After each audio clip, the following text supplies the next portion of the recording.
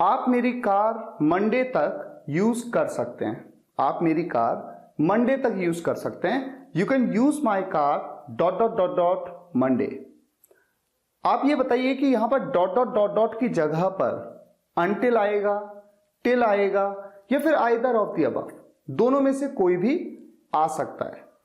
आप में से बहुत सारे स्टूडेंट्स इस बात पे कंफ्यूज हो सकते हैं क्योंकि जनरली आप ये जानते हैं कि टिल का नेगेटिव होता है अनटिल। यानी कि जैसे मान लीजिए एक सेंटेंस है, जब तक मैं नहीं आता यहीं रहो। जब तक मैं नहीं आता, तो जब तक नहीं के लिए आप अनटिल का यूज करते हैं, until I come stay here. या फिर इसी सेंटेंस को एक दूसरे तरीके से बना सकते हैं, till I don't come. Till का मतलब जब तक, आई डोंट कम मैं नहीं आता, स्टे हियर। तो आप में से अधिकतर स्टूडेंट्स ये बात ऑलरेडी जानते हैं कि अनटिल का मतलब होता है जब तक नहीं और टिल का मतलब होता है जब तक। लेकिन एक्चुअल कॉन्सेप्ट को समझना होगा। टिल और अनटिल इन दोनों वर्ड्स को इंग्लिश में कंजंक्शन और प्रेपोजिशन दोनों की तरह यूज किया जा सकता है। इस बात को आपको समझना होगा। जब भी कंजंक्शन की तरह इनका यूज होता है तो अनटिल का सेंस आता है सेंटेंस में जब तक नहीं और टिल का जब तक। लेकिन जब इन दोनों वर्ड्स का यूज प्रेपोजिशन की तरह होता है तो वहां पर इनका सिर्फ एक ही मतलब होता है और वो है तक। तो यहां पर जो सेंटेंस मैंने आपको दिया, you can use my car dot dot dot dot Monday, Monday तक आप मेरी कार यूज कर सकते हैं। यहां पर इनका यूज हो रहा है प्रेपोजिशन की तरह और दोनों का मतलब होता है तक। ऐसे में यहां पर दोनों में से किसी का भी यूज किया जा सकता है। तो option C either of the above बिल्कुल सही है। अब देखिए next question, I am dot dot dot dot a movie. आपके सामने तीन ऑप्शन है, सीइंग, वॉचिंग या either of the above. Sentence का मतलब तो आप समझ ही रहे हैं, मैं एक मूवी देख रहा हूं। मैं एक मूवी देख रहा हूं। आप में से अधिकतर इस बात को ऑलरेडी जानते हैं कि जब हम किसी मूवी को देख रहे होने की बात करते हैं कंटिन्यूअस फॉर्म में, ऐसे में हम वॉचिंग कहते हैं, सीइंग कभी नहीं कहते हैं। और यह बात बिल्कुल सही है। यहां पर ऑप्शन बी ही बिल्कुल करेक्ट ऑप्शन है। हां, अगर सेंटेंस इस तरह से हो, I have dot dot dot dot a movie, seen, watched या आइदर ऑफ द अबव, तीन ऑप्शन आपके सामने है। इस सेंटेंस का मतलब क्या निकल रहा है? मैं एक मूवी देख चुका हूं। देख चुका हूं परफेक्ट में बात हो रही है, इसीलिए हम थर्ड फॉर्म की बात कर रहे हैं, सीन या वॉच्ड। तो ये बड़ा इंटरेस्टिंग है कि इंग्लिश नेटिव ऐसे केस में दोनों में से किसी का भी यूज कर लेते हैं। सीन का भी यूज आपने देखा होगा, वॉच का यूज भी आपने सुना होगा। तो यहां पर ऑप्शन सी सही है, आइदर ऑफ द अबव। आप ऐसे भी कह सकते हैं I have seen a movie या फिर आप कह सकते हैं I have watched a movie. तो देखिए इंग्लिश कितनी इंटरेस्टिंग है। जब मैं कह रहा था कि मैं मूवी देख रहा हूं, ऐसे में तो मैंने सिर्फ वॉच का यूज किया। और जब मैं कह रहा हूं कि मैं मूवी देख चुका हूं, ऐसे में मैंने सी और वॉच दोनों का यूज कर लिया। Next question, no I have never dot dot dot dot Delhi, been in, been to या आइदर ऑफ द अबव। हमेशा याद रखिए इस बात को, जब भी बीन इन आया, बीन इन, तो इसका एक्चुअल में मीनिंग होता है लिव्ड इन, यानी रहने की बात होती है। और जब आता है बीन टू तो इसका मतलब होता है गॉन टू, यानी जाने की बात होती है। इस बात को समझना होगा। मान लीजिए कि मैं यहां पर बीन इन को ले लेता हूं, no I have never been in Delhi. इसका मीनिंग बना कि नहीं, मैं दिल्ली में कभी नहीं रहा हूं, क्योंकि बीन इन का मतलब लिव्ड इन से है। तो मैं दिल्ली में कभी नहीं रहा हूं, ये निकलेगा इस सेंटेंस का सेंस। और अगर मैं यहां पर ले लूं been to, no I have never been to Delhi, इसका मीनिंग ये निकलेगा कि मैं दिल्ली कभी नहीं गया हूं, क्योंकि बीन टू का एक्चुअल में सेंस क्या होता है? गॉन टू का।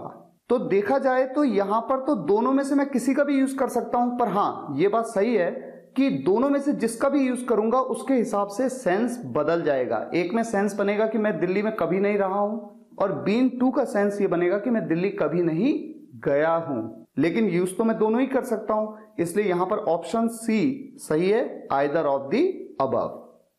मूव करते हैं हमारे नेक्स्ट क्वेश्चन पे। I have 3 dot dot dot dot of my grandfather.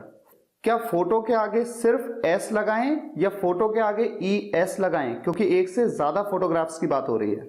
ध्यान से सोचिए, यहां पर सही ऑप्शन है फोटोज, जिसमें केवल एस लगाते हैं। आप में से बहुत सारे स्टूडेंट्स ने ऑप्शन ए को सही किया होगा, ये बात मैं कह सकता हूं, क्योंकि आपको लगा होगा कि फोटो ओ आ रहा है, ओ के बाद ई एस आता है, बिल्कुल वैसे ही जैसे गो के आगे ई एस लग जाता है, गोज बन जाता है। पर ऐसा बिल्कुल नहीं है, फोटो का प्लूरल एस लगता है, photos. Next question, I was driving dot dot dot dot the national highway that time when it happened. मैं उस वक्त नेशनल हाईवे पे ड्राइव कर रहा था जब ये हुआ। ये है ये सेंटेंस। ऑप्शन आपके सामने है, डाउन, ऑन या फिर आइदर ऑफ दी अबव। तो नेशनल हाईवे पे, इसके लिए जनरली ऑन का यूज तो आप कर ही सकते हैं। मैं आपको बता दूं कि यहां पर आप ऑन का भी यूज कर सकते हैं और डाउन का भी यूज कर सकते हैं। I was driving down the national highway that time when it happened, या फिर I was driving on the national highway that time when it happened. तो ऑप्शन सी बिल्कुल सही है, either of the above. Next question, never look dot dot dot dot the sun directly, it can hamper your eyes. सूरज को directly कभी मत देखो, सीधे सीधे मत देखो, ये आपकी आंखों को खराब कर सकता है, यानी हैम्पर कर सकता है। जहां तक मेरा आइडिया है, आप में से अधिकतर ने आइदर ऑफ द अबव को चूज किया होगा, लेकिन आपको ये हमेशा याद रखना है कि लुक के बाद हमेशा कौन सा प्रेपोजिशन आता है, एट। टू नहीं आता, क्या आता है, एट। तो यहां पर ऑप्शन ए बिल्कुल सही है। Never look at the sun directly, it can hamper your eyes. Next question, question number 8, it's 5 dot dot dot dot 9। Past आएगा, टू आएगा, आइदर ऑफ द अबव। तो देखिए, ये तो डिपेंड करता है कि टाइम कितना हुआ है। अगर 9:05 हुए हैं तो यहां पर पास्ट आएगा, और अगर 9 में 5 मिनट बचे हैं तो यहां पर टू आएगा। समझ रहे हैं ना आप इस बात को? 9:05 को हम कहते हैं 9:05, और 9:05 को हम कहते हैं 5:09। तो यानी कि इस क्वेश्चन का आंसर है सी, आइदर ऑफ द अबव। दोनों में से किसी का भी यूज कर सकते हैं। हाँ, अगर आपके सामने वॉच बनाई हुई हो और वहां पर आप देख रहे हैं कि 9:05 हो रहे हैं, तब तो आप पास्ट चुनेंगे, और अगर होगा कि 9:05 तब आप टू लगाएंगे। लेकिन यहां पर कोई घड़ी तो बनाई नहीं थी मैंने तो आपसे सिंपली क्वेश्चन पूछा कि क्या आएगा, तो दोनों में से कोई भी आ सकता है, डिपेंड करता है कि टाइम कितना हो रहा है। Question number 9, he dot dot dot dot visits his brother's house, often, seldom या आइदर ऑफ द अबव। ये क्वेश्चन भी पिछले क्वेश्चन की तरह है, यहां पर दोनों में से कोई भी आ सकता है, ऑफन भी आ सकता है, सेल्डम भी आ सकता है, यानी ऑप्शन सी सही है, आइदर ऑफ द अबव। ऐसा क्यों? अगर यहां पर हम ऑफन ले लें, ही often visits his brother's house, इसका मतलब है कि वो अक्सर अपने भाई के घर विजिट करता है। और अगर हम यहां पर सेल्डम ले लें, तो सेल्डम का मतलब क्या निकलता है हिंदी में? शायद ही कभी। वो शायद ही कभी अपने भाई के घर जाता है, यानी वो शायद ही कभी अपने भाई के घर विजिट करता है। तो इस सेंटेंस में हम दोनों में से किसी का भी यूज कर सकते हैं, इसमें कोई कंफ्यूजन ही नहीं है। Question number 10, I dot dot dot dot at home for an hour, am, have been या आइदर ऑफ द अबव। अब आप में से कई ये कहेंगे कि फॉर एन आवर इसका मतलब है 1 घंटे से के लिए फॉर का यूज करते हैं ना, 1 घंटे से। तो ऐसे में कभी भी एम का यूज नहीं होगा, हैव बीन का यूज होगा। आप सोच बिल्कुल सही रहे, I have been at home for an hour, अगर हम ऐसा कहें तो इसका मतलब निकलेगा कि मैं 1 घंटे से घर पर हूं। लेकिन जरा एक और सिचुएशन को सोचिए, मान लीजिए यहां पर मैं एम लिख देता हूं, I am eight home for an our, तो इसका एक और मतलब भी तो निकलता है, मैं घर पर हूं 1 घंटे के लिए। जैसे कोई आपको फोन करे और कहे कि मैं थोड़ी देर में आपके घर आता हूं, आ जाऊं, वो आपसे पूछे, तो आप कह सकते हैं कि देखो मैं केवल 1 घंटे के लिए घर पे हूं, I am eight home for an our. तो इसका मतलब यहां पर आप एम का यूज भी कर सकते हैं। ये इस बात पे डिपेंड करता है कि फॉर का मीनिंग क्या है यहां पर, यानी कि आप बोलना क्या चाहते हैं। अगर आप ये कहना चाहते हैं कि मैं 1 घंटे के लिए घर पे हूं, तो ऐसे में आप एम का यूज करेंगे। और अगर आप ये कहना चाहते हैं कि मैं 1 घंटे से घर पे हूं, घंटे से, तो ऐसे में आप हैव बीन का यूज करेंगे। यानी कि ऑप्शन सी बिल्कुल सही है, आइदर ऑफ द अबव। आप जानते हैं ये जो वर्ड है फॉर, ये बड़ा इंटरेस्टिंग है। इसका यूज प्रेपोजिशन की तरह भी होता है और कंजंक्शन की तरह भी। प्रेपोजिशन की तरह जब होता है तो इसके दो मीनिंग होते हैं, एक होता है के लिए और एक होता है से, जैसा कि आपने इस सेंटेंस में देखा। और इसका यूज जब एक कंजंक्शन की तरह होता है तो इसका मीनिंग होता है चूंकि, क्योंकि। जैसे एग्जांपल मैं आपके सामने रखूं, मान लीजिए मैं कहूं मैं ऑफिस नहीं आ पाया क्योंकि मैं बीमार था। I couldn't come to office for I was unwell. For का यूज हो रहा है ना यहाँ पर क्योंकि के लिए। हालांकि क्योंकि के लिए आप यहाँ पर एज भी कह सकते हैं, बिकॉज भी कह सकते हैं, एज आई वॉज अनवेल या because I was unwell, but for भी तो आप कह सकते हैं।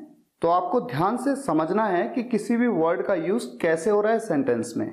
मैं ये कह सकता हूं कि अगर आपने प्रेपोजिशंस की वीडियो को पूरा देखा है, आपने कंजंक्शंस की वीडियो को भी पूरा देखा है, तो गारंटीड आप गलती नहीं करेंगे। अब हम मूव करते हैं हमारे नेक्स्ट क्वेश्चन पे। He didn't come today dot dot dot dot he is unwell. वो आज नहीं आया क्योंकि वो बीमार है। अब यहां पर देखिए आपके सामने 5 ऑप्शन है, सिंस, बिकॉज, एज, फॉर या एनी ऑफ द अबव। जैसा कि मैंने आपको पिछले क्वेश्चन में बताया कि आप बिकॉज का यूज कर सकते हैं, एज का भी कर सकते हैं, फॉर का भी कर सकते हैं, यहां पर क्योंकि के सेंस में। ठीक उसी तरह से आप सिंस का भी यूज कर सकते हैं। ये बात मैंने आपको कंजंक्शंस के वीडियो लेक्चर में ऑलरेडी बताई है। तो यहां पर option E, any of the above, सही ऑप्शन है। Next, he loved all his friends so much dot dot dot dot मी। यहां पर डॉट डॉट डॉट डॉट में स्पेशली आएगा या स्पेशली आएगा या दोनों में से कोई भी आ सकता है। इस सेंटेंस का मतलब क्या है? वो अपने सभी दोस्तों को बहुत प्यार करता था, खासकर मुझे। तो खासकर के लिए स्पेशली या स्पेशली कौन सा वर्ड यूज करूं? इस बात को आप ऐसे समझिए कि जब भी कभी सेंटेंस में कॉमा आ जाए, जैसे यहां पर कॉमा आ रहा है ना, उसके बाद बताया जाए कि खासकर ये चीज या खासकर मैं, खासकर वो, ऐसे में हमेशा ई वाला स्पेशली इसका यूज किया जाता है। जैसे कि मैं आपसे कहूं I want to visit foreign countries specially America.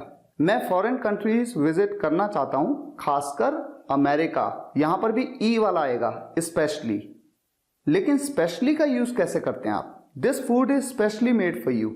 ये खाना खास तौर पे आपके लिए बनाया हुआ है। या फिर I have specially arranged this function for you. मैंने ये फंक्शन खास तौर पे आपके लिए अरेंज किया है। तो कुल मिला के आप इस बात को समझ लीजिए कि जब भी कॉमा आ जाए, सेंटेंस पूरा खत्म सा हो गया और बस खास तौर पे किसी एक पर्टिकुलर चीज की बात हो, पर्टिकुलर व्यक्ति की बात हो, ऐसे में ई वाला आएगा specially. Next question, U dot dot dot dot come home in the morning. आप सुबह घर आ सकते थे। ये है इस सेंटेंस का मतलब। और 3 ऑप्शन आपके सामने, could have, either of the above. आप में से जिन्होंने भी मॉडल वर्ब कुड की वीडियोस को देखा है वो ये अच्छे से जानते होंगे कि कुड और कुड हैव दोनों का यूज हम सकता था के सेंस में कर सकते हैं। लेकिन जब हम कुड का यूज करते हैं तो वर्ब की फर्स्ट फॉर्म का यूज करते हैं, और जब कुड हैव का यूज करते हैं तो वर्ब की थर्ड फॉर्म का यूज करते हैं।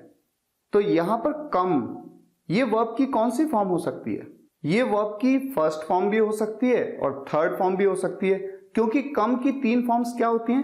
कम, केम, कम। यानी फर्स्ट और थर्ड फॉर्म बिल्कुल सेम होती है।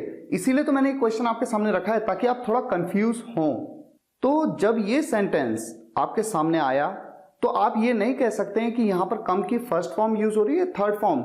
ऐसे में आप जानते हैं सकता था के लिए तो कुड हैव दोनों में से किसी का भी यूज कर सकते हैं, कोई प्रॉब्लम ही नहीं है। तो इसलिए यहां पर option C, either of the above, सही ऑप्शन है। Next question, he does not dot dot dot dot a pen. उसके पास पेन नहीं है। यह है सेंटेंस का मतलब। ऑप्शन आपके सामने है, हैज, हैव और आइदर ऑफ द अबव। आप में से बहुत सारे स्टूडेंट्स अक्सर मुझसे ये पूछते रहते हैं कि ही, जो कि एक थर्ड पर्सन सिंगुलर सब्जेक्ट है, इसके साथ तो हमेशा हैज का यूज होता है, हैव का तो यूज हो ही नहीं सकता। लेकिन ऐसा नहीं है।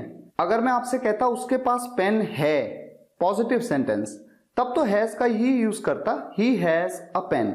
लेकिन जब मैं ये कहता हूं कि उसके पास पेन नहीं है, तो हमेशा याद रखिए डज नॉट हैव, यानी हैज का नेगेटिव क्या हो जाता है? Does not have.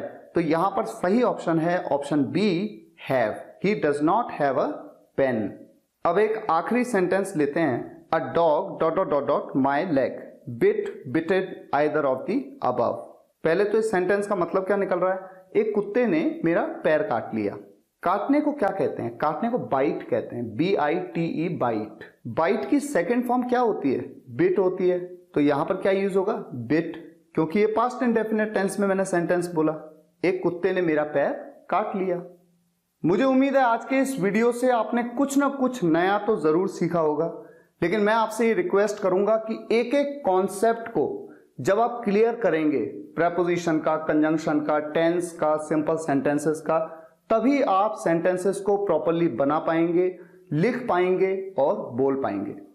तो मैं आपसे ये रिक्वेस्ट करूंगा, आप मेरे स्पोकन इंग्लिश गुरु एंड्रॉइड ऐप को जरूर इंस्टॉल कर लीजिए अपने फोन पे, और वहां पर लेसन वाइज सीक्वेंस में एक एक वीडियो को देखिए, प्रैक्टिस एक्सरसाइजेस से एक एक लेसन की प्रैक्टिस करिए, ताकि कॉन्सेप्ट्स पे आपकी पकड़ मजबूत हो पाए। अगर आपको ये वीडियो लेक्चर पसंद आया हो तो वीडियो को लाइक और शेयर जरूर करिएगा और कमेंट्स में बताइएगा कैसा लगा। Thank you so much for watching this video guys. फिर मुलाकात होगी नेक्स्ट वीडियो लेक्चर में। Take care, good bye.